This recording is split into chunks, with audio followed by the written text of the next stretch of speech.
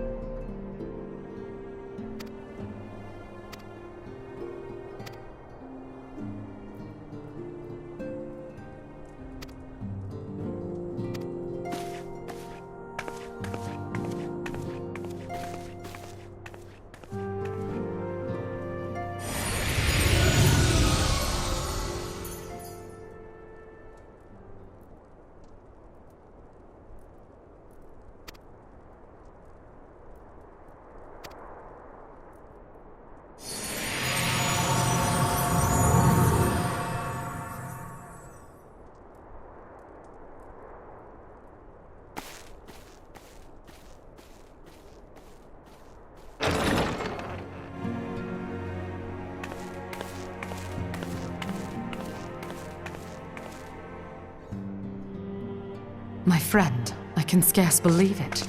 You confronted the Wormlord and lived to tell the tale.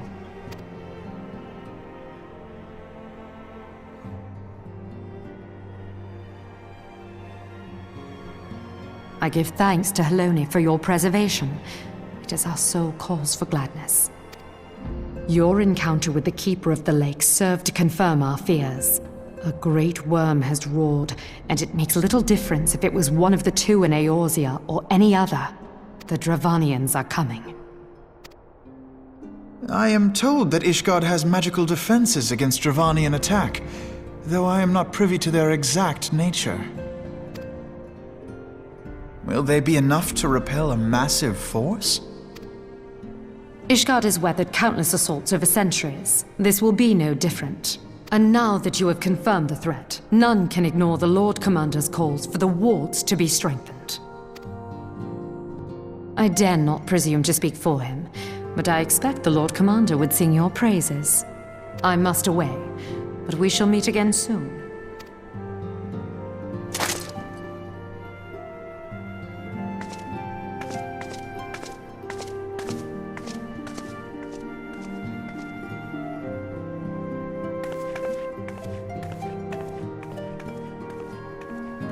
Countless assaults weathered, and this will be no different? Why am I not convinced?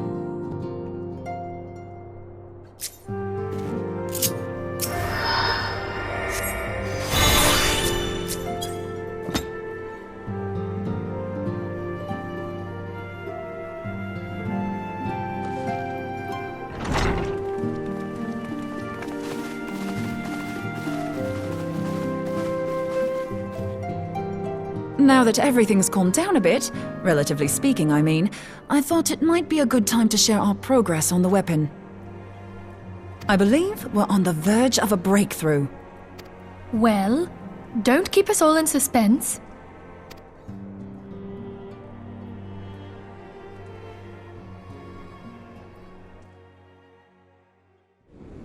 Just in case anyone's forgotten, let's start by reviewing what we already know.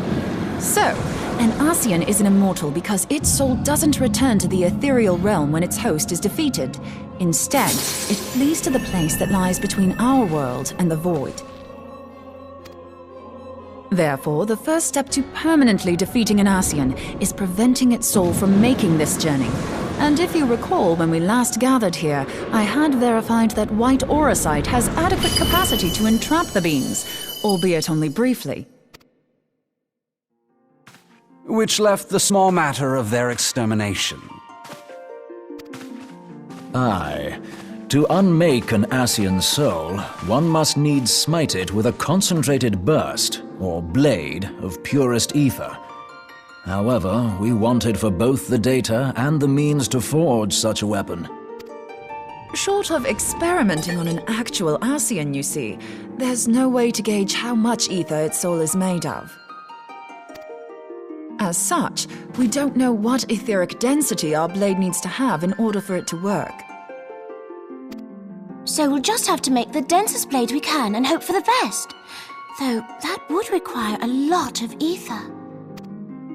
Hang on a minute! Why didn't we think of this before? White auracite can hold an absolute heap of ether, can't it? Please tell me you're joking. God's sakes, Ida. I feel as though I'm reliving the same scene over and over with you. How many times do you need to be told that white auracite cannot store ether for long periods? Being intangible matter, ether is given to dispersion. Only in its crystallized form is it a stable source of energy. I will test you later on this, so see to it you do not forget. Right, yes. It's all coming back to me. So our hopes rest on good old crystals again, do they? While they are certainly reliable, they leave something to be desired in the area of portability. Indeed. I am reminded of the quantity of corrupted crystals required to thwart Leviathan, and the extraordinary lengths to which the Lamentsons went to transport them. What if it should prove that a similar quantity was needed to destroy an Ascian soul? Or still more? I do not envy the poor sod who has to lug all of that around, on the off chance that an Ascian appears. That's the very problem we set out to solve, and I reckon we've found the answer. If it isn't practical to lug around the ether we need, we'll just have to draw upon another source. And the only viable source is the land. If you mean to tap the great river of ether, know that it will entail considerable risk. Meddling with the currents may well induce a surge like to the one which despoiled Mordona. Give me a bit more credit, will you? Why would we need to tap the river when there are veritable reservoirs jutting out all over the land? I speak of corrupted crystals. It might be that their aspect is out of balance, but a crystal's a crystal. It contains ether, and we can help ourselves to it. While corrupted crystals are indeed abundant, there is no guarantee that they will be in close proximity at a crucial moment. But what if we don't need them to be? What if we could tap their power from afar? A malm away, say? If we could do that, we'd have ready access to ether aplenty in almost every corner of Eorzea.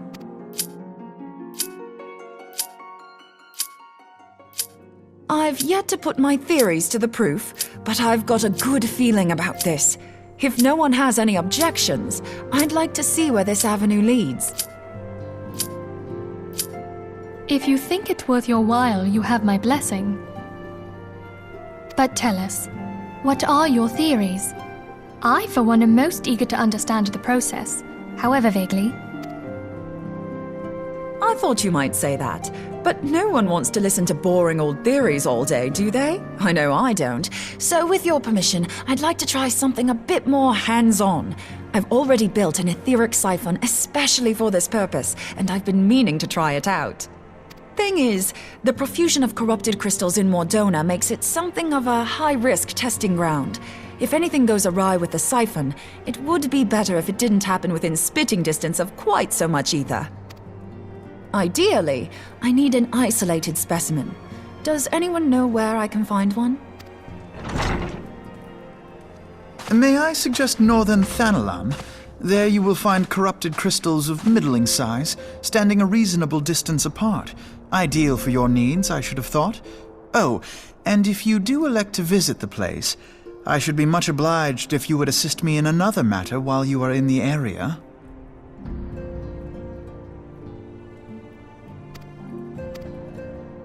Has something happened? Movement has been observed at Castrum Meridianum. During Operation Archon, the Alliance dealt the stronghold a heavy blow. Its facilities were extensively damaged, and its garrison reduced to a fraction of its former strength. Not long after our forces withdrew, however, their ranks were replenished by reinforcements from Castrum's sentry. They now seek to rebuild, and to this end they have their sights set upon the ceruleum processing plant. Having lost the Empire's support, the 14th Legion lacks the resources to sustain itself. To them, this is a bid for survival, and they will doubtless fight like desperate men. Though I have dispatched the Crystal Braves, I fear their strength alone may not suffice to stay the Imperial assault. I would request the Scion's aid in the defensive effort. If I didn't know better, I'd say you were trying to inveigle us into fighting your battle with the promise of shiny crystals. Well then, consider me inveigled. I won't lie, the crystals you speak of sound perfect, so the Garleans have to go. Besides, we can't afford to beat about the bush. There's no telling when the Arsians will next appear. Thine eagerness to hurl thyself into the jaws of danger cometh as little surprise. Exercise due caution, I prithee. Though you have become a crystal brave, you are yet a scion, Alphino. We could hardly refuse you. Pray, join the Crystal Braves and lend them your support. Thancred and Papalymo shall accompany you.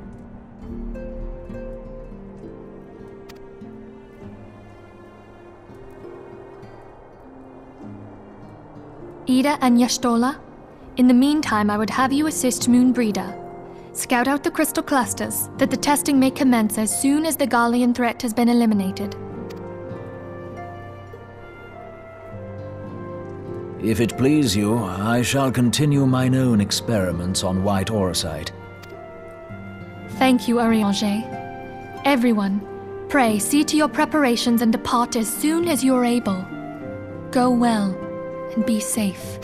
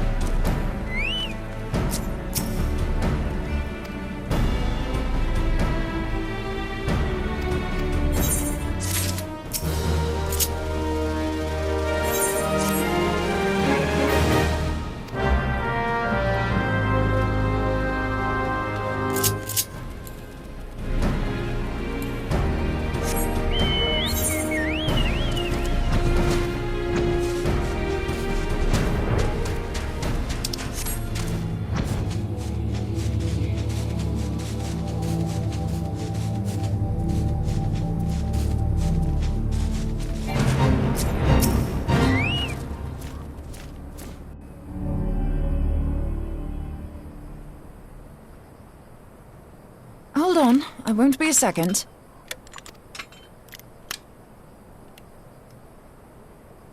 The beast seemed peckish, so I gave it a taste of my axe. I know, as Urianger never tires of reminding me. An axe ill becometh the hand of a scholar. What can I say?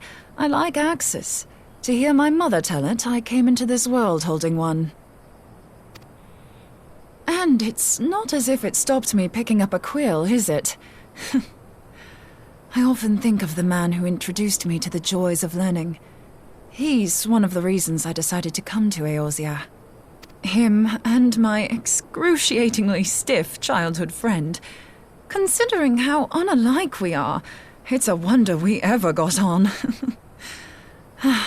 The world's a strange old place, isn't it? Aye, that ought to do it.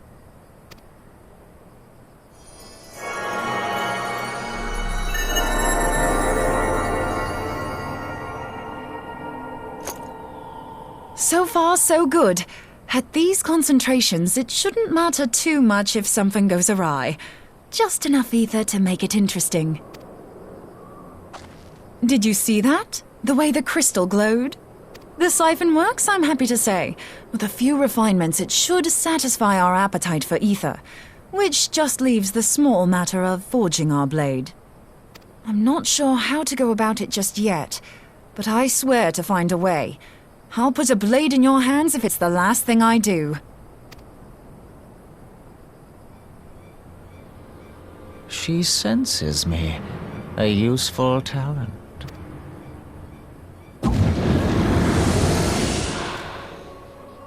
Anasian, are they onto us?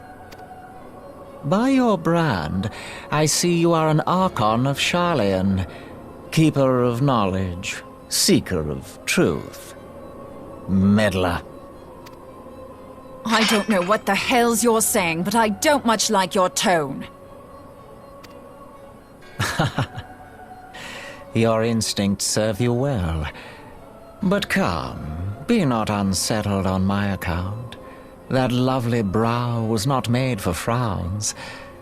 But I waste my breath. Let me direct my words to one who understands them. We meet at last, warrior of light. I am Nabriales. And you have long been a thorn in my side. I suffered the overweening presence of La Habrea that men might host the power of gods, only for you to undo my hard work. Oh, bugger. Do settle down. You must concede that I acted in self-defense. But what's this? I do not sense the blessing of light. Oh, dear. Could it be that frail Hydaelyn has forgotten her champion? This I did not foresee.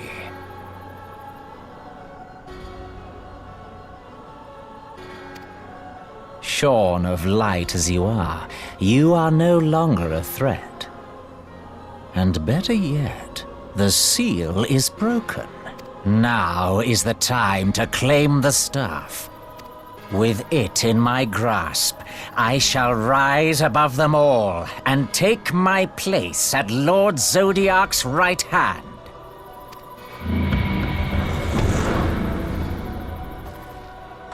What did that bastard want with us? Nabriales, he calls himself. With charm like that, I'll bet he has maidens falling at his feet. Unconscious. But this staff... You say just talking about it had the bastard grinning like a brat on his name day. Must be quite a staff. Oh, gods. He means Tupsimati, Master Louis Soir's staff. Minfilia's in danger. We have to get back to the Rising Stones.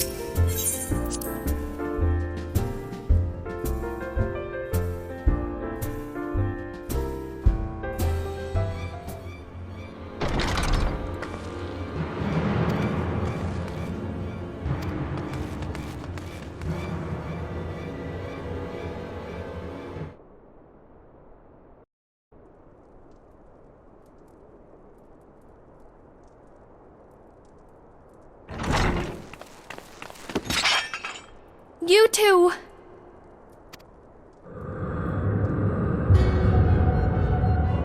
So, you were able to divine my intent.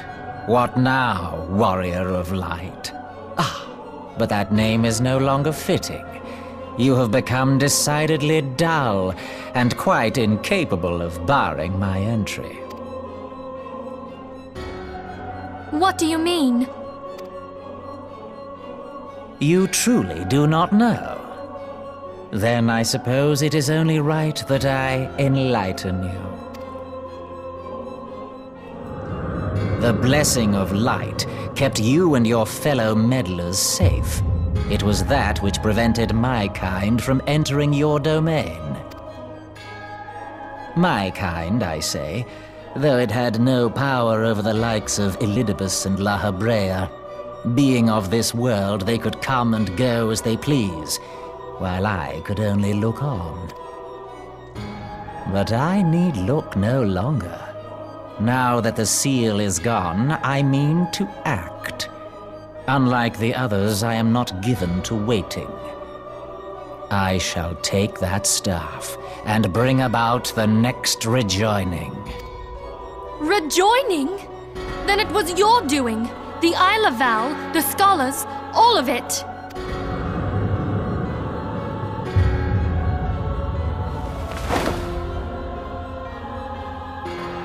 You will not harm her!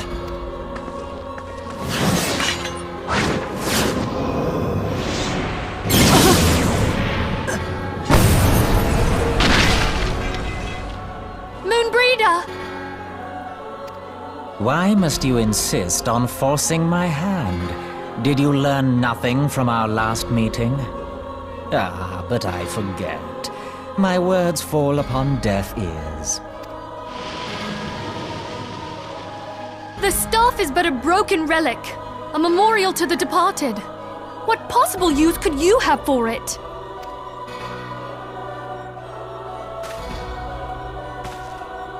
What use? You mean to say that all this time you kept the key, never knowing what it was you possessed? The staff Tupsimati, or rather the stone tablet it bears, is host to a great power. Together with the horn, it can be used to draw vast quantities of ether from its bearer's surroundings. How else do you think Louis Soir was able to invoke the power of the 12 without making them an offering of crystals? Summoning requires not only prayer, but a profusion of ether. Even a child knows that. If I did not know before, you may be certain I do now. But above all, I know that we cannot allow this staff to fall into your hands. I will die before I let you take it. Insufferable woman. I would happily end your miserable life here and now. Alas, Elidibus would never let me hear the end of it. Very well. If you will not part with the staff, I will take you too.